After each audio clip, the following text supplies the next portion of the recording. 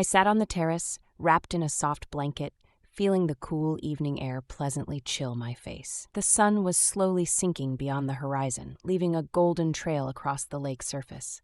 Next to me was a cup of green tea, still faintly steaming, and the scent of jasmine filled the air. Andrew had only recently moved in with me after his parents' difficult divorce. At 18, he looked much older. There was a mix of sadness and fatigue in his eyes, as if he had seen too much for his age. I hadn't seen him look so contemplative in a long time. Today, he seemed especially quiet, and I sensed he needed space to process everything that had happened to him. "Aunt Evelyn," he called softly as he stepped onto the terrace. I looked up to see him standing in the doorway, shifting uneasily from foot to foot. "Is there anything I can help you with?" I smiled, feeling that there was more to his offer than just politeness. "Of course you can.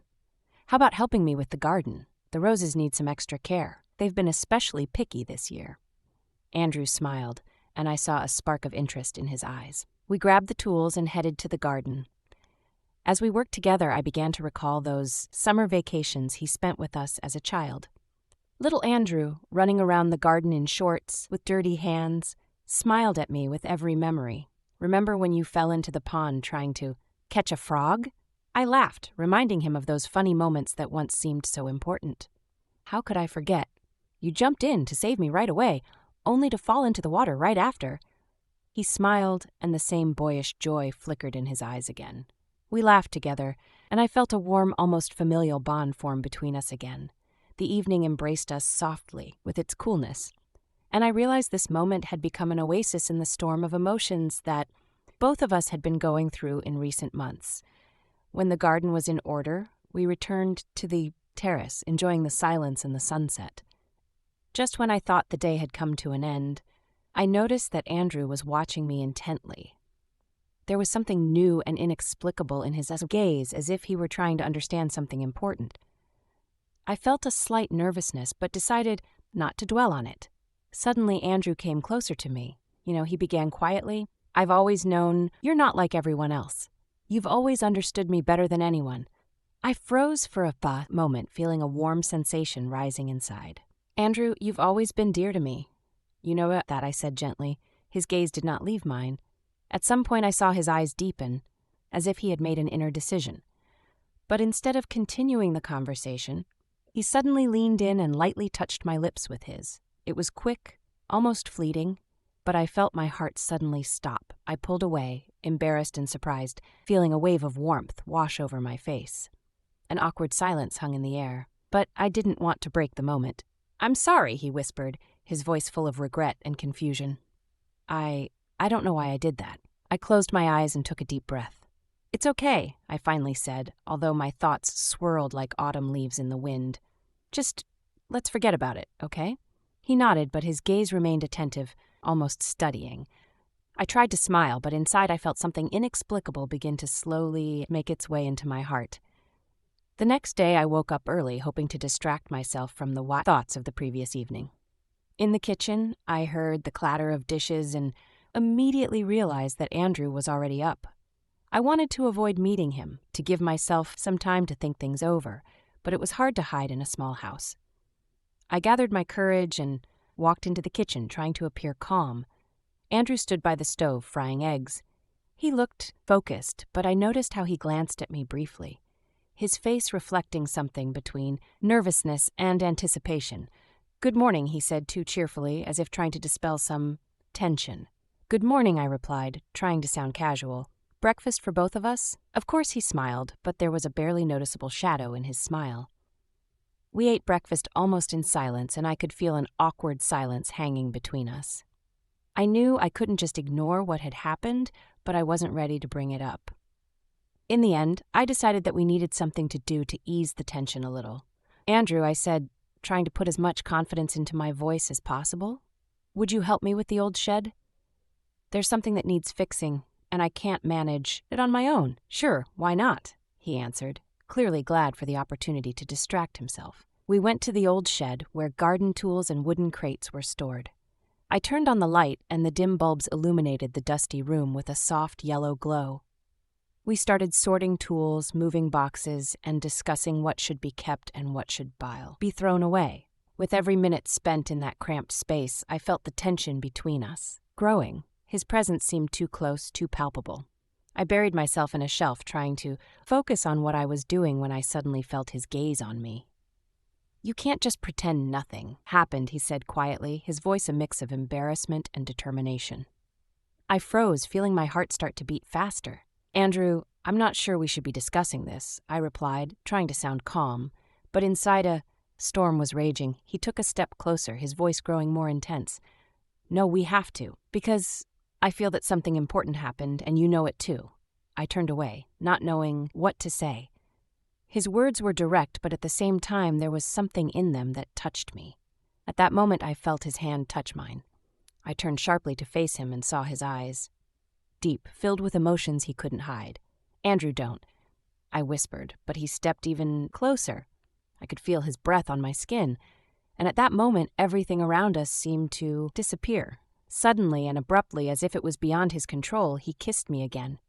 This kiss was entirely different, more insistent, with a hint of desperate need for a response. For a moment I stood still, but then I stepped back, feeling my head spin. "No, this is wrong," I said, pulling away but unable to tear my gaze from his eyes. I didn't know what to do next or how to react. It all seemed too confusing and dangerous. Andrew immediately backed away, his face flushed with embarrassment. "I'm sorry, I just can't figure out what's happening." His voice trembled, and I realized he truly didn't know what to do. I took a deep breath, trying to find the right words. "Andrew, we need to set boundaries. What's happening could hurt us both," I said softly, trying to calm both him and myself. He nodded, but his gaze showed that he didn't agree.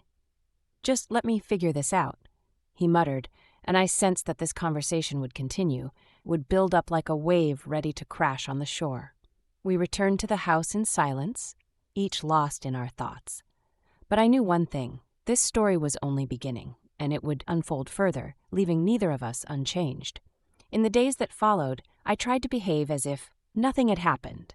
I immersed myself in routine, planned meetings with friends, took care of household chores, and tended to the garden. But every time I saw Andrew, his presence triggered a sense of unease within me that was becoming harder and harder to ignore. I noticed he was also trying to avoid conversations and even eye contact.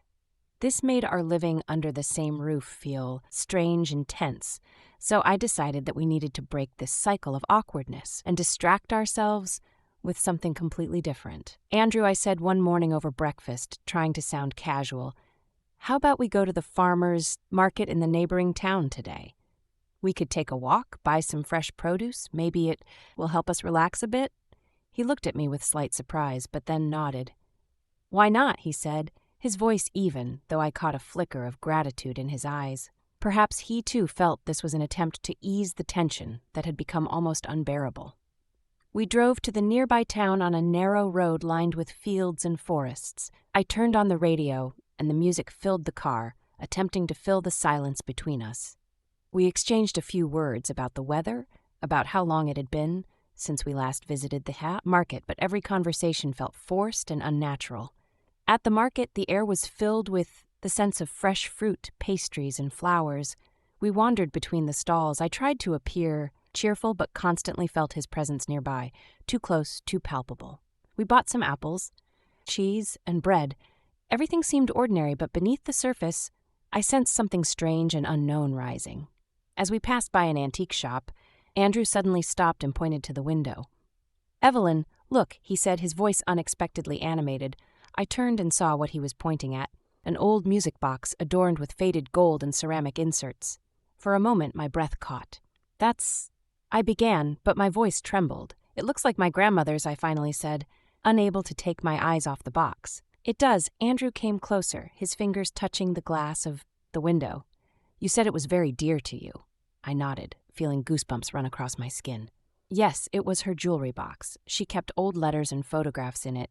Andrew was silent, but I saw that he was watching me intently, as if trying to understand why this mattered so much. "Do you want to go inside?" he asked quietly. I nodded, and we entered the antique shop. Inside, it was dark and smelled of dust. The box sat on a shelf among many other forgotten objects. I took it in my hands and carefully opened it. Inside lay an old dried rose and several yellowed letters. Andrew glanced at the letters and something in his expression changed. "Can I take a look?" he asked cautiously. I handed him the letters and he began to leaf through them, his face growing serious. "There's something here about our family," he said, sounding almost surprised by his discovery. "About some arguments that happened before I was born." I felt a surge of anxiety rising within me. These letters, I didn't know they still existed. I said, suddenly wanting to take them back from him. But he continued reading, and suddenly his face darkened. "Why didn't you ever tell me about those events, Evelyn?" His voice was restrained, but I could sense his agitation. "This isn't something you talk about over dinner." I tried to joke, but I could hear the tremor in my voice. "Andrew, some things are better left in the past."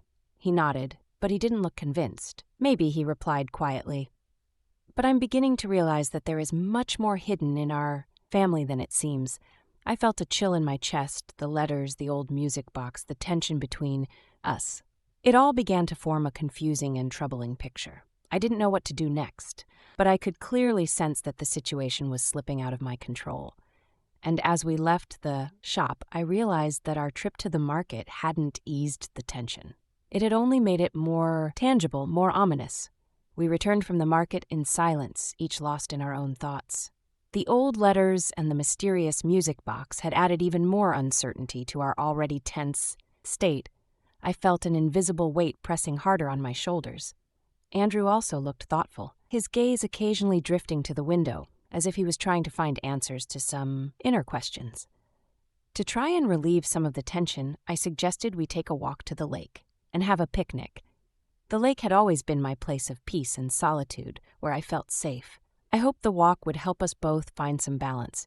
We walked along a winding path surrounded by tall trees until we reached the old wooden dock. Andrew immediately suggested we go for a swim, like we used to do when he spent summers with us as a child. "Come on, the water is so warm," he shouted with a smile that suddenly seemed too bright, too desperate.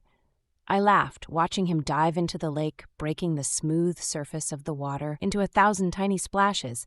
He seemed so young and full of life that I suddenly felt older and more vulnerable than ever before. The water, the sun, his laughter, it all seemed unreal, like a scene from long ago when everything was simpler and clearer. Andrew swam back to the shore, his hair wet, water droplets running down his face, and I couldn't take my eyes off him. He came closer, laughing, and splashed water at me. I flinched in surprise and laughed back. At that moment, I felt him come even closer, so close that I could hear his heartbeat quicken. He looked at me with such determination, as if trying to reach deep into my thoughts. "You know, Evelyn," he began, his voice quiet but confident, "you've always been more to me than just an aunt. I can't hide it anymore." I froze, not knowing what to say. There was something dangerous in his words, as if he had crossed a line I was trying to draw. Panic spread inside me. "Andrew, you don't understand what you're saying," I said, trying to stay calm. "No, I do," he replied firmly, taking another step closer to me. "Maybe you're just afraid to admit it." And before I could say anything, he leaned in and kissed me again. But this kiss was different. It was full of spontaneity and determination, and I felt something tighten inside me. His lips were warm, filled with confusion and intensity, as if he were trying to express all his unresolved feelings in this one moment. At first I stood still stunned, but then I felt a strange warmth rising within me. It seemed as if everything around us disappeared, and there were only the two of us on this old dock, surrounded by the mirror-like surface of the lake. For a second I gave in to the feeling, but then I abruptly pulled away as if waking up from a strange dream. "No, Andrew," I said, feeling my voice tremble. This shouldn't have happened. We need to stop." His face twisted with pain for a moment, but then he became serious again. "Why?" he asked quietly. "Why are you so afraid of this?" I didn't know how to answer, and a sense of helplessness grew inside me. "Because it's wrong," I finally managed to say. "You're still young. You're just confused." He stepped back, his face becoming even more serious. "Do you really think this is just confusion?" he said bitterly. "I feel like I found something real here, something that can't just be ignored." "Andrew, we need to go back home," I said, trying to change the subject, sensing that this conversation was leading us into dangerous territory. I turned and walked away from the lake, trying to hide the trembling in my hands. I heard him catching up to me, but I didn't look back. We walked in silence, and I felt something invisible settle between us, something more than just words or actions. It was a shadow I couldn't ignore, a shadow that seemed to grow darker with each step, pushing us toward the edge of something unknown and frightening. When we returned home, the evening light slipped across the walls, painting them in warm shades of orange and pink. I felt exhausted, like after a long, heavy sleep that leaves a vague sense of anxiety. Andrew went to his room, and I stayed in the kitchen, mindlessly sorting through the products we had bought at the market. Inside me, a whirlwind of emotions still raged: guilt, fear, pain, and something else I couldn't identify. Suddenly, I heard a knock on the door. It was an unexpected, sharp knock, as if someone had come with urgent news or a pressing matter. I flinched and went to open it, not knowing what to expect. Standing at the door was my mother, Ella. She looked anxious with worry on her face. "Mom, what's happened?" I asked, feeling a growing sense of unease inside me. Ella looked at me, sharply, as if studying every line of my face. "I need to talk to you," she said, entering the house, as if she owned it rather than being a guest. And with Andrew, too. I felt everything inside me tense up. "Why with Andrew?" I asked cautiously, closing the door behind her. "Because I know something is going on between you two," she said directly, her words hitting like a punch to the stomach. I immediately felt a wave of panic overwhelm me. "What do you mean?" I tried to feign ignorance, but my voice betrayed me, trembling. "Don't pretend, Evelyn," she replied, sharply. "I've seen the way you look at each other, and you can't hide that expression on your face. Tell me the truth." I felt everything turn upside down inside me. Mom had always been perceptive, too attentive to details. "There's nothing between us, Mom," I said calmly, trying to keep my voice steady. "We're just confused. It's a difficult time for both of us." Ella gave me a skeptical look, her face remaining stern. "Confused? Evelyn, you know it's more than that. I heard Andrew saying something to you this morning. He isn't hiding his feelings." I felt fear rise within me. "What did he tell you?" I asked, trying to keep the tremor out of my voice. "He didn't say anything specific," she replied, "but I saw his face when he left. He's clearly in love with you. And that's wrong, Evelyn. You have to stop this before everything gets out of control." At that moment, Andrew appeared in the doorway of the kitchen. His face was serious but calm. "What are you talking about?" he asked, his eyes darting between me and Ella. "That something is happening here that isn't right," Ella said sharply, turning to him. "You need to understand that this can't continue." Andrew tensed up, and I saw the same spark in his eyes that I had seen by the lake. "You don't understand," he said, his voice steady but tinged with irritation. "I know what I feel, and this isn't just some whim." "Andrew, stop," I intervened, trying to take control of the situation. "You shouldn't talk about this like that. It's more complicated than it seems." Ella turned to me abruptly. "You tell him to stop, but you can't do it yourself, can you?" "Well, I can't just leave it like this. I'm going to call your father, Andrew. Let him decide what thing to do." "No, Mom, don't." I almost shouted, feeling my words hang in the air, but it was too late. Andrew, standing in the doorway, froze. "Are you serious?" he asked quietly, but there was an undertone of anxiety in his voice. "You're going to involve my father. Is that all you can do?" "Yes, I am," Ella replied firmly, "because I see you're getting entangled in this, and I won't let you both ruin your lives." Andrew looked at me, his eyes filled with disappointment. "Did you know she would do this?" he asked, and I felt everything inside me tighten. "No, I didn't know," I mumbled, feeling the pain rising inside. Andrew turned to Ella. "Fine," he said coldly. "If you think getting my father involved will fix everything, then go ahead. But I'm leaving. I'm not going to stay here and listen to you decide what's right for me." He turned and quickly headed for the door without looking back. Ella, agitated and angry, also made her way to the exit, giving me one last look full of disappointment. "You should have been smarter, Evelyn." She threw over her shoulder before the door closed behind her. I was left alone in the quiet, empty house, feeling the cold walls closing in around me. I knew something important had just snapped, like a thin thread that couldn't be tied back together, and whatever happened next, I could no longer avoid the consequences.